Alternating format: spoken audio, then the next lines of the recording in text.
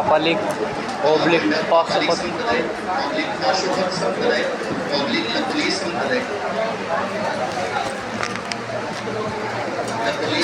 संप्रदाय प्रवर्तक संत दंडधारी लकुली सिंह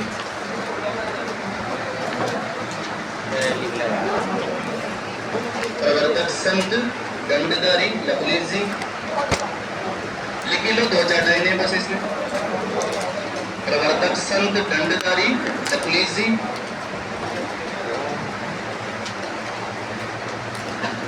बोलते तो बोलते मैडम 2 भाई पीछे मुड़ ये पीछे पार्सल कर दो मतलब दंडधारी लकुली सिंह प्रधान पीठ एकलिंगनाथ मंदिर प्रधान पीठ एकलिंगनाथ मंदिर कैलाशपुरी उदयपुर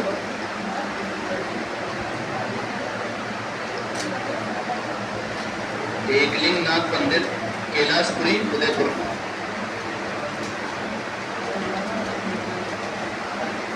एकलिंगनाथ मंदिर कैलाशपुरी उदयपुर कैलाशपुरी उदयपुर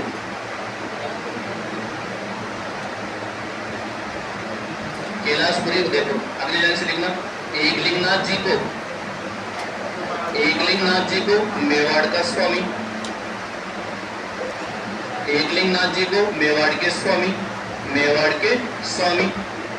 परमेश्वर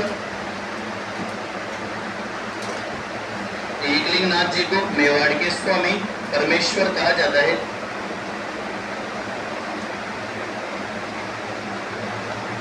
एकलिंगनाथ जी को मेवाड़ के स्वामी परमेश्वर कहा जाता है।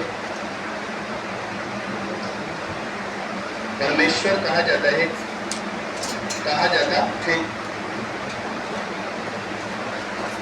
परमेश्वर कहा जाता है। ये चतुर्मुखी प्रतिमा है। ये चतुर्मुखी प्रतिमा है। ये चतुर्मुखी प्रतिमा है। चतुर्मुखी प्रतिमा है।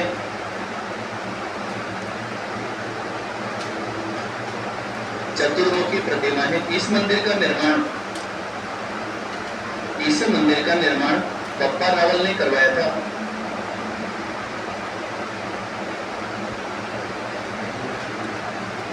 इस मंदिर का निर्माण पप्पा रावल ने करवाया था।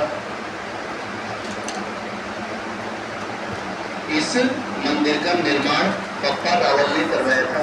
पप्पा रावल ने करवाया था।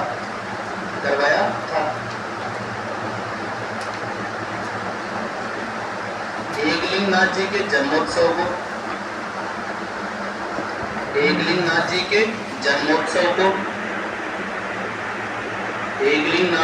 जन्मोत्सव को पाटोत्सव कहा जाता है। एकलिंगनाथ जी के जन्मोत्सव को पाटोत्सव कहा जाता है।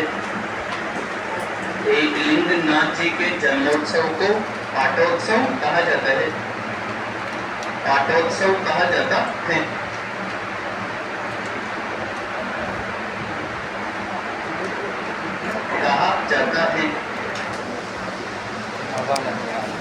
ये संप्रदाय कंप्लीट हुए आपके।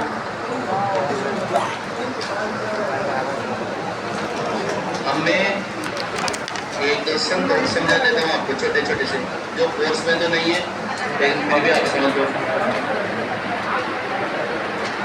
ये कोर्स कंप्लीट हो गया आपका।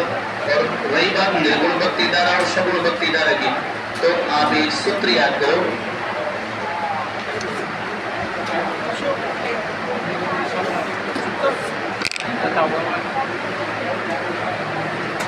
रानी तन्नारे पीपा आ विजदा चल।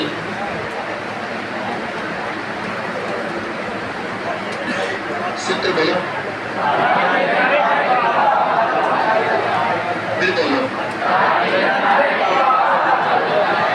रानी तन्नारे पीपा आ विजदा चल। फिर बोलो। देखो समझना। निरंजनी निरंजनी निरंजनी दन्ना तन्ना वेदास दीपा दीपा अलखिया अलगिया विष्णुई विष्णुई जसनाती जसनाती दादू दयाल चरणदासी चरणदासी लालदासी लालदासी। ये सभी संप्रदाय कौन सी भक्ति धारक है? निर्गुण। कौन सी भक्ति धारक? निर्गुण। तो पॉइंट बनाओ निर्गुण भक्ति धारक और सूत्र लिखो रानी दन अरे पीपा आ बिजता चल। इनके अलावा जो बच गए वो सब क्या है फिर? सगुण भक्ति धारा से निर्गुण भक्ति धारा, निर्गुण भक्ति धारा। और ये सूत्र लिखो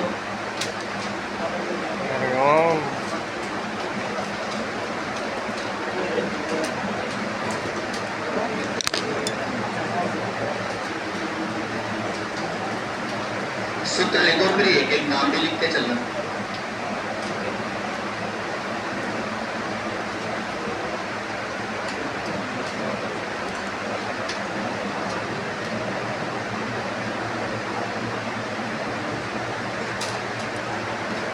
रानी तन अरे पीपा आ बिजदा चल और एक एक नाम लिखते चलना। राम स्नेही निरंजनी,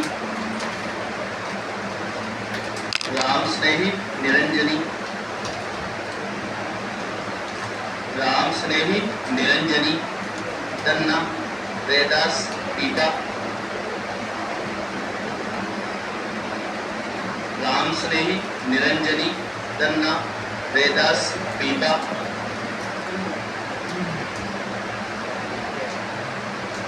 तन्ना वेदास पीपा, राम स्नेही निरंजनी तन्ना वेदास पीपा अलखिया, अलखिया विष्णुई,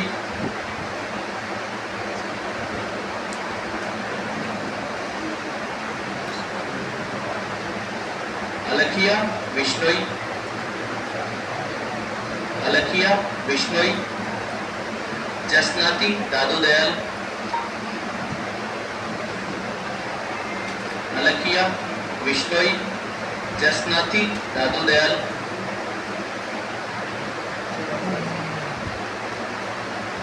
जसनाती दादू दयाल चरणदासी लालदासी,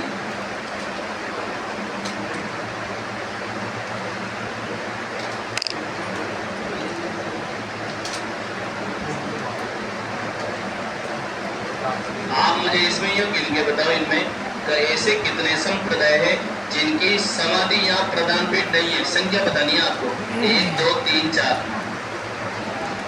ऐसे इनमें कितने संप्रदाय है जिनकी समाधि इस संप्रदाय की प्रदान पीठ नहीं है?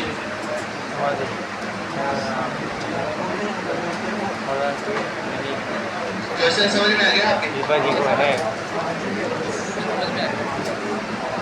नहीं है जिनको तो मेरा बारंबार प्रणाम है और जिन्हें आ गया वो बता दो। 1 2 3 4 ऑप्शन है आपके पास, कौन सा लगाइए?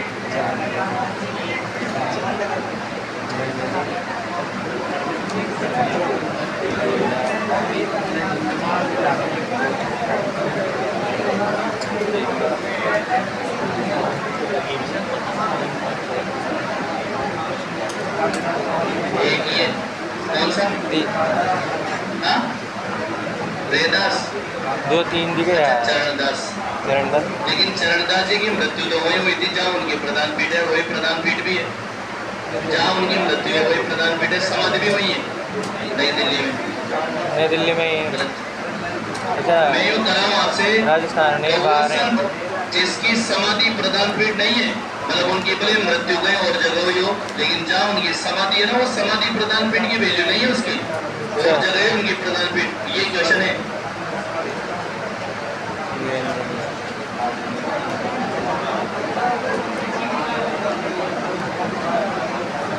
संख्या बतानी है 1 2 3 4 देख के बता देना। 1 है 2 है 3 है 4 करो देख के बताना।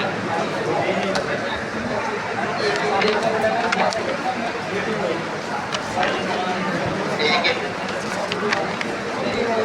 देख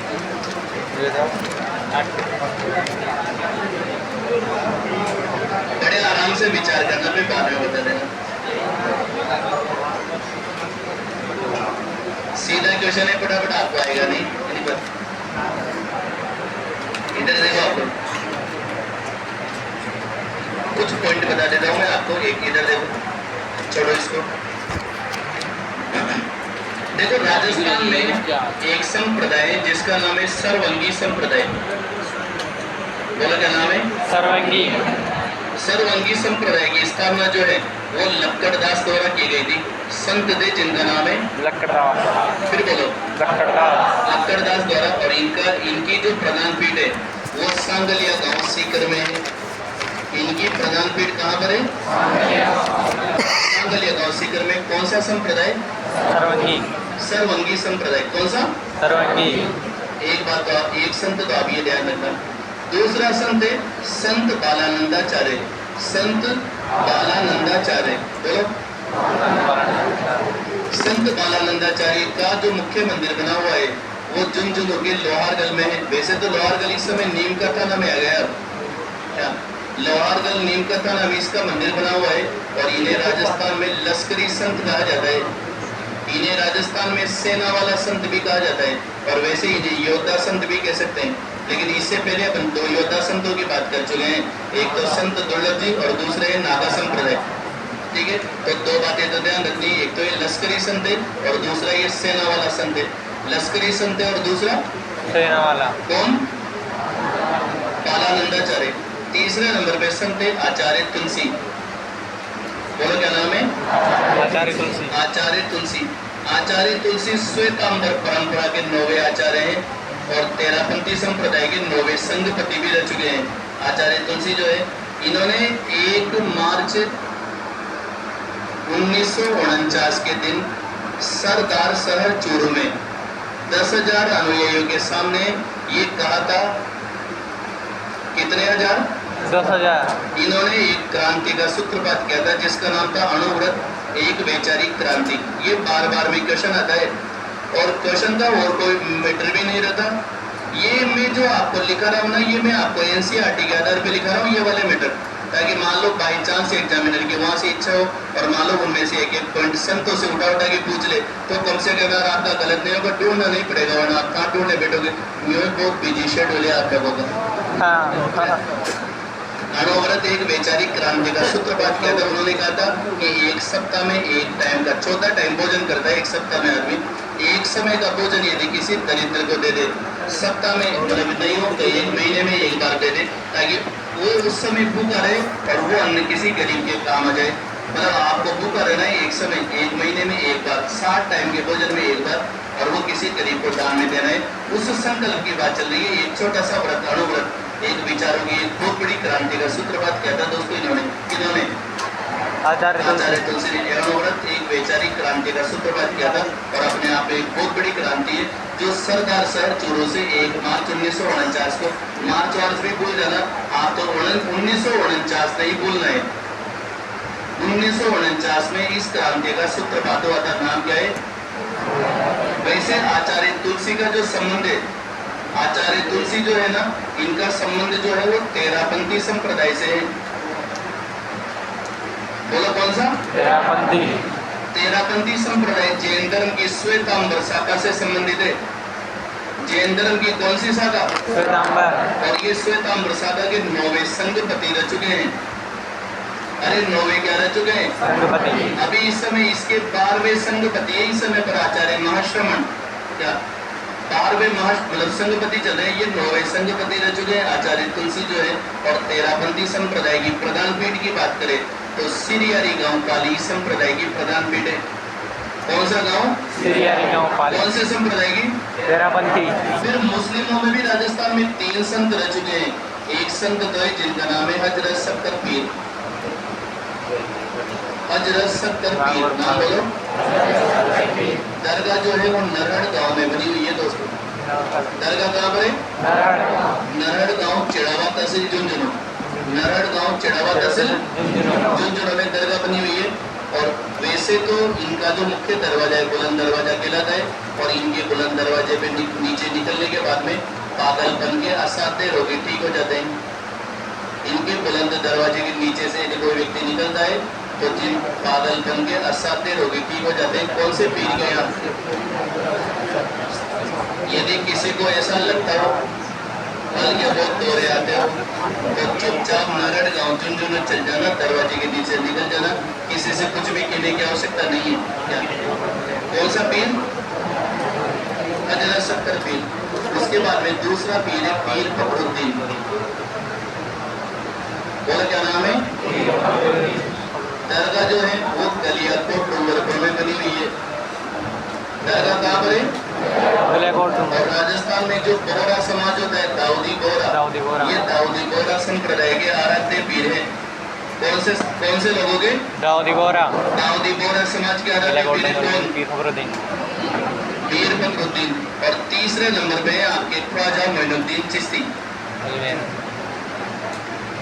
गरीब नवाज जो अपने कहाँ वाले? अजमेर वाले ख्वाजा मोइनुद्दीन चिश्ती। वैसे ये 1192 में सम्राट पृथ्वीराज चौहान तृतीय के शासनकाल में भारत की यात्रा पर आए हैं। किसकी सेना के साथ में? मोहम्मद घोरी की सेना के साथ। ये कहाँ आकर बसे? तो ये अजमेर में आकर बसे। इनकी दरगाह अजमेर में है। दरगाह का जो निर्माण है वो इल्तुतमिश ने करवाया दोस्तों। अरे किसने करवाया? इल्तुतमिश। इनका जो उर्स लगता है वो उत्तर भारत का सबसे बड़ा उर्स है, जो रज्जाब महीने की 1 तारीख से 6 तारीख तक लगता है।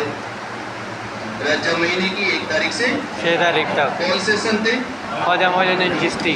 ख्वाजा मोइनुद्दीन चिश्ती। एक बार बोलो, ख्वाजा मोइनुद्दीन चिश्ती। जो कहाँ से आए अपने पास? तो ईरान से आए। कहाँ से? ईरान से। किसके शासनकाल में? सम्राट पृथ्वीराज चौहान तृतीय के शासनकाल में 1192 ईस्वी में जब भारत में तराइन का युद्ध चल रहा था तभी अजमेर में आकर बस गए दोस्तों। और अजमेर में इनकी सबसे बड़ी दरगाह भी बनी हुई है। ये 3 संत आपको मुस्लिमों में भी ध्यान रखने हैं, हजरत सत्तर पीर, पीर फखरुद्दीन और ख्वाजा मोइनुद्दीन चिश्ती। ख्वाजा मोइनुद्दीन चिश्ती तो लिख लो, फ्री हो इनसे तो अपन। ये तो लिख ही लिया टोटल अपन ने। अन्य संत एवं संप्रदाय पॉइंट बना लो और लिखो सर्वंगी संप्रदाय।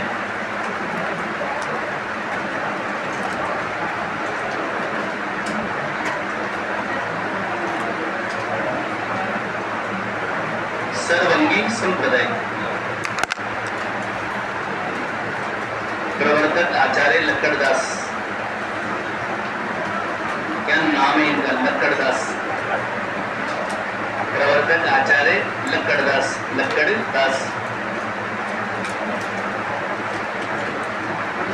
आचार्य लक्कड़दास।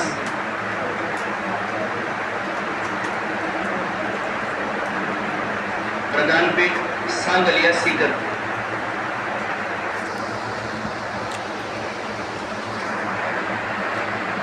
प्रधान पीठ सांगलिया गांव सीकर।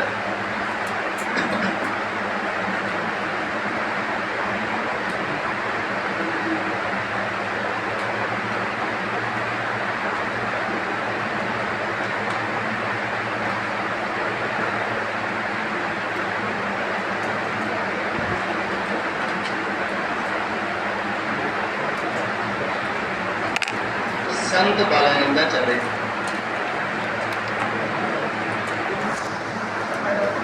संत बालानंदाचार्य।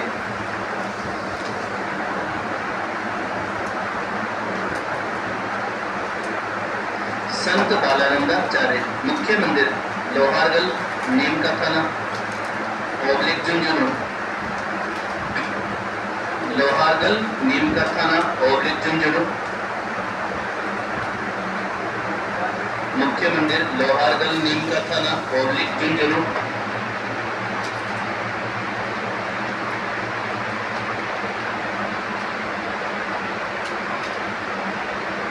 उपनाम लश्करी संत, सेना वाला संत।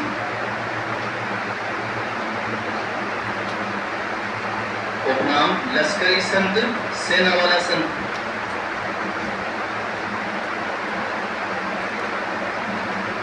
लश्करी संत, सेना वाला संत, योद्धा संत। सेना वाला संत, योद्धा संत, योद्धा संत।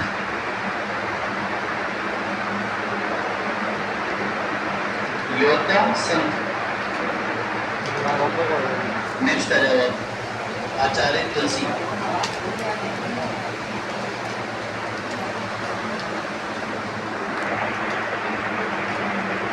आचार्य तुलसी, आचार्य तुलसी। तेरापंथी संप्रदाय के 9वें संघपति, तेरापंथी संप्रदाय के 9वें संघपति, तेरापंथी संप्रदाय के 9वें संघपति।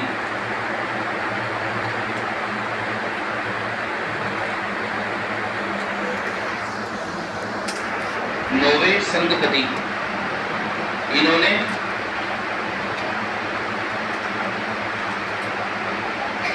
इन्होंने 1949 में सरदार शहर चूरू से,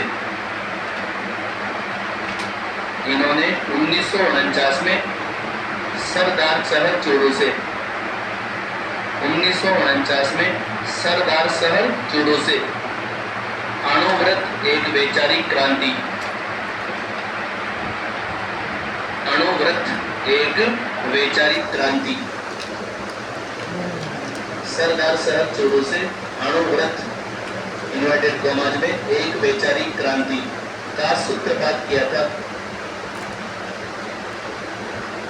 अणुव्रत एक वैचारिक क्रांति का सूत्रपात किया था।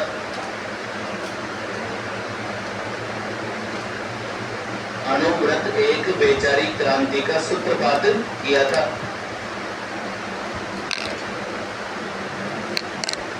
नेक्स्ट, तेरापंथी संप्रदाय।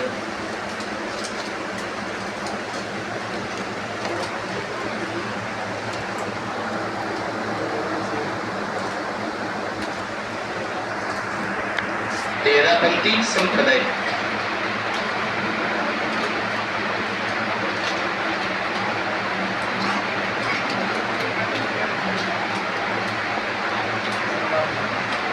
तेरापंथी संप्रदाय, तेरापंथी संप्रदाय प्रवर्तक आचार्य भिक्षु, कोष्टक में बीकन, प्रवर्तक आचार्य भिक्षु, कोष्टक में बीकन।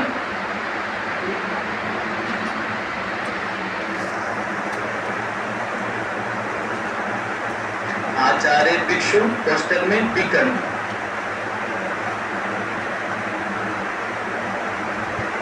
ये श्वेतांबर जैन धर्म का संप्रदाय है। ये श्वेतांबर जैन धर्म का संप्रदाय है। ये श्वेतांबर जैन धर्म का संप्रदाय है। श्वेतांबर जैन धर्म का संप्रदाय है। प्रधान पीठ श्री हरिपाली।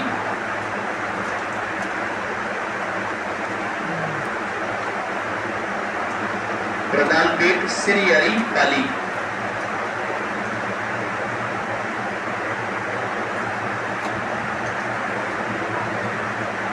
श्री हरिपाली, श्री हरिपाली।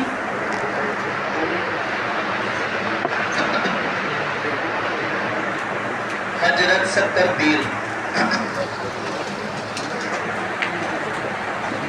हजरत सक्कर पीर।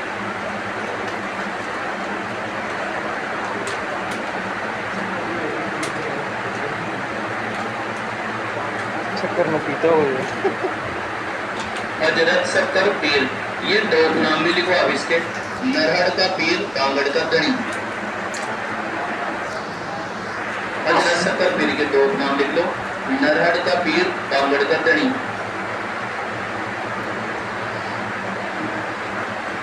नरहड़ का पीर, कांगड़ का धनी।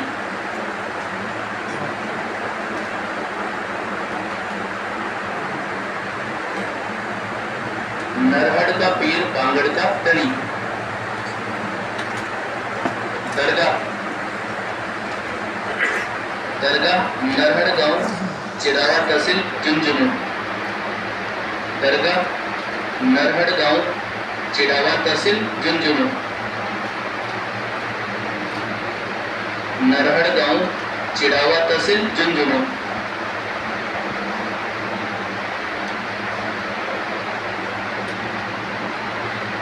नरहड़ गांव चिड़ावा तहसील झुंझुनू। चिड़ावा तहसील झुंझुनू। यहाँ पागलपन के असाध्य रोगी ठीक हो जाते हैं। इसको इम्पोर्टेंट लगा लो आप तो। यहाँ पागलपन के असाध्य रोगी ठीक हो जाते हैं।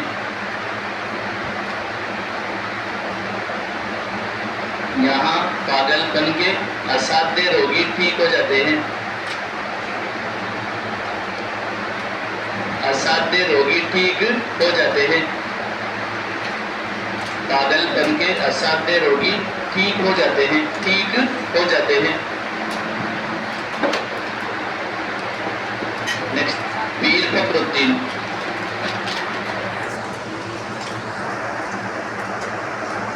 पीर फखरुद्दीन।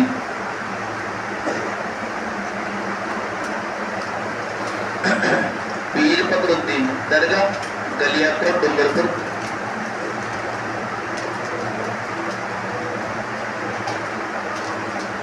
दरगाह गलियाकोट डूंगरपुर।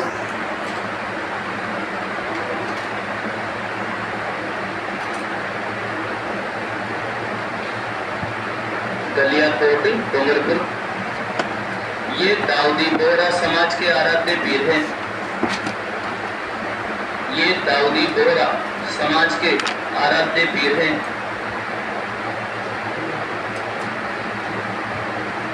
ये दाऊदी बोहरा समाज के आराध्य पीर हैं।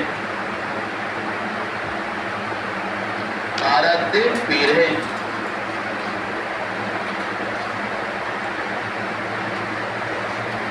आराध्य पीर हैं। ख्वाजा मोइनुद्दीन चिश्ती।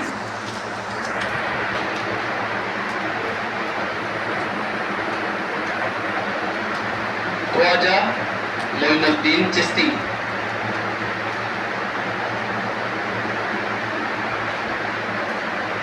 ख्वाजा मोइनुद्दीन चिश्ती।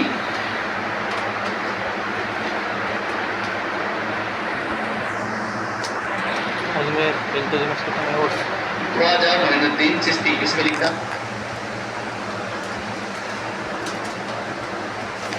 ये 1192 ईस्वी में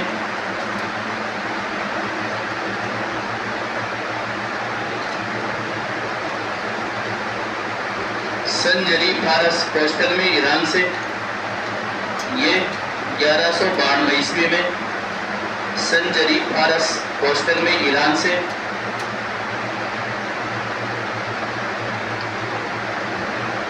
संजरी फारस कोस्टल में ईरान से मोहम्मद गोरी की सेना के साथ ईरान से मोहम्मद गोरी की सेना के साथ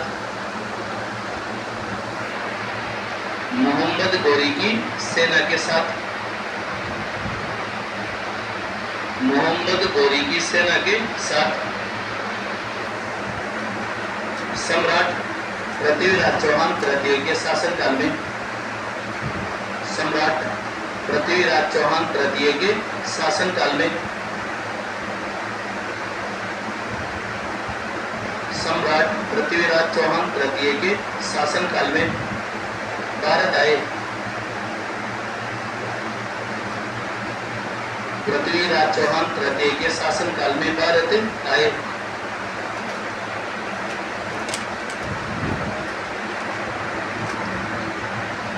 दरगाह अजमेर।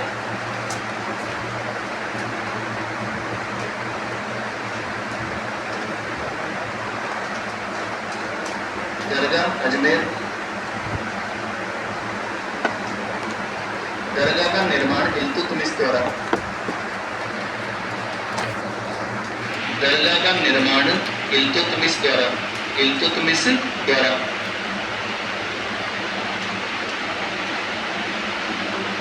दरगाह का निर्माण इल्तुतमिश द्वारा।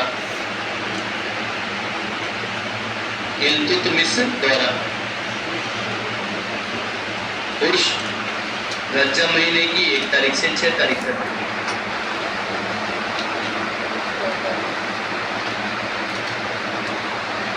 उर्ष रज्जब महीने की 1 तारीख से 6 तारीख तक।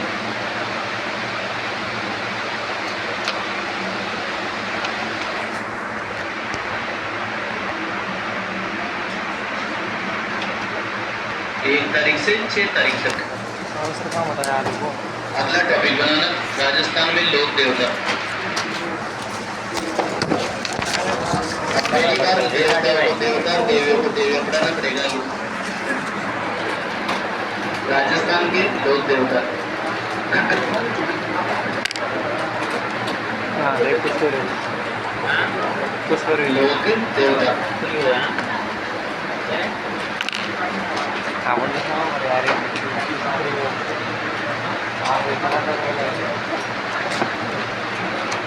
राजस्थान के लोक देवता।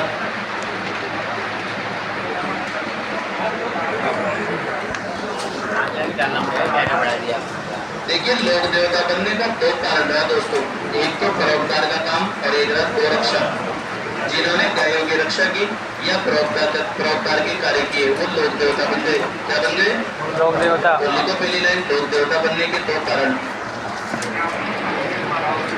लोक देवता बनने के 2 कारण। मैं बन जाऊंगा लोक देवता। गोरक्षा, परोपकार के कार्य। लोक देवता बनने के 2 कारण, गोरक्षा, गो रक्षा, परोपकार के कार्य।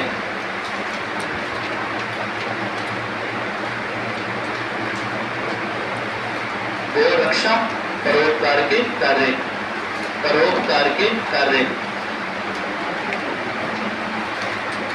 गोरक्षा, परोपकार के कार्य। मारवाड़ के पंचपीर, पॉइंट बनाइए। मारवाड़ के पंचपीर।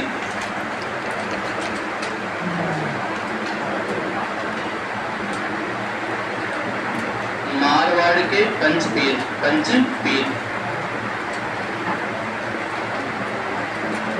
और समझते चलना एक बार आप, क्वेश्चन आपके पेपर में आ जाता है कि पंचपीर बनने का क्या कारण था, तो आप ध्यान देना समकालीनता पंचपीरों का सबसे मुख्य कारण है। क्या? क्योंकि एक भी ऐसा लोक देवता नहीं जो परोपकार या गोरक्षा में नहीं मारा गया हो, फिर वो भी तो पीर बनते नहीं, ये कैसे बने? तो इनका मुख्य कारण था समकालीनता। ये पांचों एक दूसरे के समकालीन है, इसी वजह से पंचपीर है। क्या है ये? पंचपीर। समझना, रामदेव जी की पत्नी का नाम है नेतल देव। रामदेव जी की पत्नी का क्या नाम है? नेतल देव। नेतल देव उमरकोट की राजकुमारी है, दलेर सिंह सोढ़ा की बेटी है। कहाँ की राजकुमारी है? उमरकोट। किसकी बेटी है? दलेर सिंह सोढ़ा। बाबू जी की बारात में, मतलब रामदेव जी की बारात में बाबू जी भी गए। भाई समकालीन जो है। और जब नेतल देव का रिसेप्शन चल रहा था तो दुल्हन की साइड में 2 लड़के भी तो चल दिए क्या, और दोनों मालाएं लेकर चल रही थी। तो बाबू जी ने इधर की साइड वाली लड़की से पूछा जो उनके पास होकर निकली, भाई क्या नाम है आपका? और उसने कर दिया फूल दे, और बाबू जी ने जेब से फूल निकाला, नेतल्ले की बहन को दे दिया। तो बाबू जी नेतल्ले की छोटी बहन जो है ना फूल दे, वो बाबू जी की पत्नी है क्या। तो इसका मतलब दोनों क्या हो गए? साधु जी हो गए। अरे सदों में क्या हो गए? भगवान में लड्डू और सदों में साधु बराबर होते हैं। इस वजह से रामदेव जी बाबू जी एक समय के रहे होंगे। भाई जब ये दोनों बहनें तो नो डाउट एक समय के रहे होंगे। बाबू जी जो है ना, इनके बड़े भैया का नाम है बूढ़ो जी। बड़े भैया का क्या नाम है? बूढ़ो जी। और बूढ़ो जी के एक बेटा और एक बेटी है। बूढ़ो जी की जो बेटी है उसका नाम है केलन। अरे बूढ़ो जी की बेटी का क्या नाम है? केलन। केलन जो है वो गोगा जी से प्रेम करती थी और फिर इसने गोगा जी से विवाह भी किया। तो केलन बाबू जी की पति जी हो गई इधर, और पति जी के दामाद हो गए कौन? ये एक ही पति जी एक ही समय पे रही होगी। भाई काका पति जी एक ही समय पे। रामदेव जी की बहन का नाम है, रामदेव जी की माँ का नाम है मेणा देव। रामदेव जी की माँ का क्या नाम है? मेणा देव। और मेणा देव जो भी फिर लवली की क्रीम लाती थी, छोटी बहन लगा जाती थी, जिसका नाम था बहुत लगाती थी फिर लवली की टोपा। नाम क्या हो गया? रामदेव जी की रूपा क्या लगी? मौसी। और रूपा का जो विवाह है वो मेहरा साधला मतलब मेहाजी मांगल्य के साथ हुआ। अरे विवाह किसके साथ? जी। तो रूपादेव मेहाजी मांगल्य पति पत्नी मतलब रामदेव जी के मौसा जी कौन हो गए? और रूपादेव और मेहाजी मांगल्य की जो संतान है वो है हरभू। और ये पिछले वर्ष पेपर में क्वेश्चन बन गया था कि हरभू जी रामदेव जी के क्या थे? मौसेरे भाई।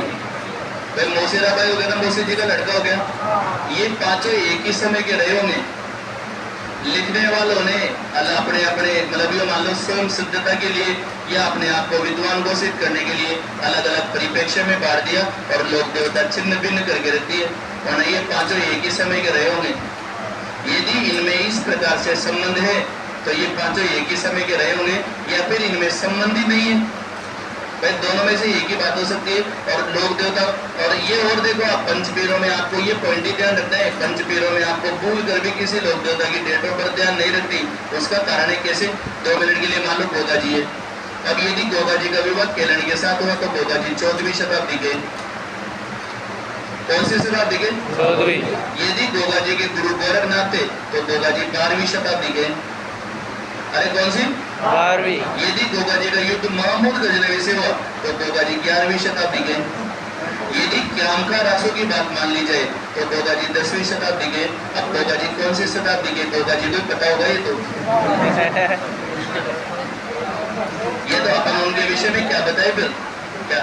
इस वजह से किसी भी लोक देवता की, हाँ यदि किसी लोक देवता की डेट है तो फिर आपको बोर्ड में मिल जाएगी, आप उसकी टेंशन मत करना। जो डेट नहीं लिखा हूं मैं आपको लोक देवता की डेट ध्यान नहीं रखनी है, कोई दिक्कत नहीं है। और डेट कभी भी नहीं पूछेगा आपसे, क्यों? क्योंकि पूछेगा किसे? सामने वाला पूछेगा 10 बार गलत करेगा फिर उसको, ठीक है। इस वजह से किसी कोई में भी ऐसे बहुत सारे उदाहरण है क्या? तो ये 5 लोक देवता एक ही समय के रहे होंगे, इस वजह से ये पंचपीर है। अब इस टेबल से एक बात ध्यान रख लो, इन पांचों में उम्र में सबसे बड़े जो लोक देवता है वो कौन है? अरे बोलो। क्योंकि मेहाजी सबसे पहली पीढ़ी में इनके, फिर दूसरी पीढ़ी में 3 लोक देवता है, बाबू जी, रामदेव जी और हरभू जी। और फिर अगली पीढ़ी में आ गई कौन? भतीजी वाली पीढ़ी में आ गए यार गोगा जी। तो भतीजी वाली पीढ़ी में इस प्रकार से, तो इनमें सबसे वरिष्ठ जो लोक देवता है वो कौन है? लेकिन इन पंच पीरों में सबसे पहले जिस पीर की पूजा होती है तो वो पीर है फिर बाबू जी। बोलो कौन है? बाबू जी। 2 क्वेश्चन ध्यान रखने हैं बस। पंच पीरों में वरिष्ठतम पीर मेहाजी, बोलो कौन है?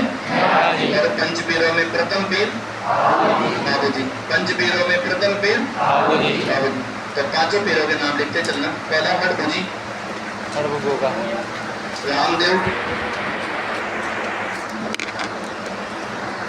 हरभू जी, रामदेव, गोगा जी, बाबू जी।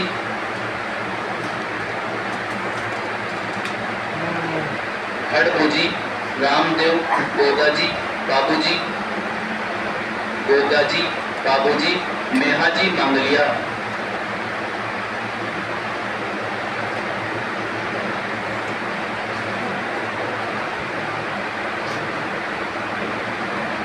मेहाजी मांगलिया, हरभू जी, रामदेव जी, गोगा जी, बाबू जी, मेहाजी मांगलिया।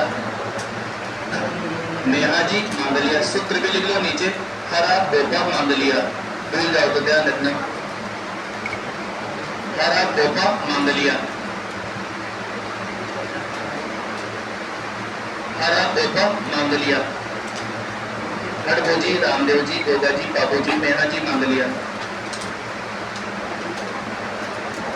हरा गोपा मांगलिया, हरा गोपा मांगलिया। बाबू जी के सामने लिख लो पंचपीरों में प्रथम पीर। बाबू जी के सामने लिखना है पंचपीरों में प्रथम पीर।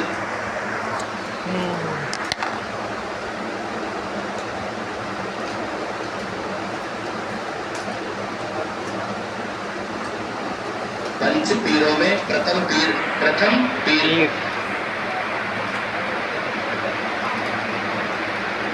प्रथम पीर।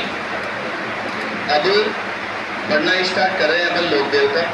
पंच पीरों को सबसे लास्ट में पढ़ेंगे अपन, जहां से लोक देवता कंप्लीट हो जाएंगे। पंच पीर प्रथम, लोक देवता कंप्लीट, ठीक है ना? अरे बोलो। हाँ। पंच पीरों के बराबर अपने पास 3 लोक देवता और है, कल्ला जी, तेजा जी, देवनारायण। ये तीनों भी अपने पंच पैरों के बराबर ही है, समतुल्यता में उनसे कमजोर लोग देवता नहीं है। इनमें सबसे पहले अपन बात करते हैं वीर कल्ला जी की। बनाओ बंडा वीर कल्ला जी। वीर कल्ला जी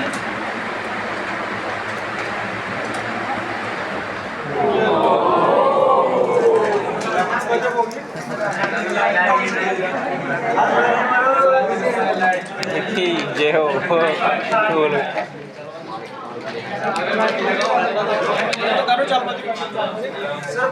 नाराज हो गया।